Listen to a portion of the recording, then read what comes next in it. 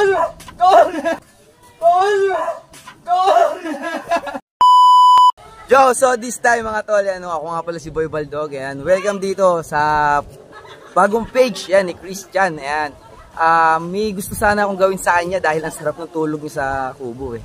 Dahil lasing nga kagabi, anong oras na natapos.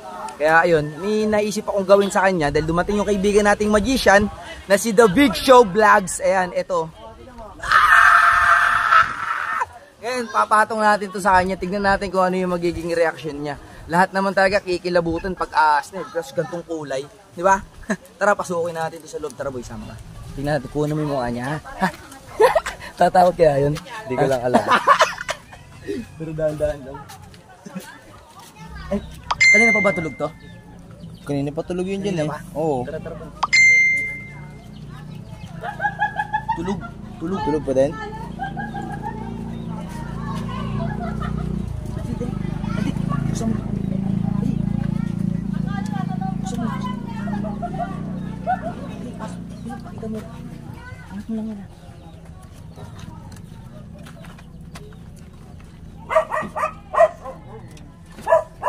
Tol!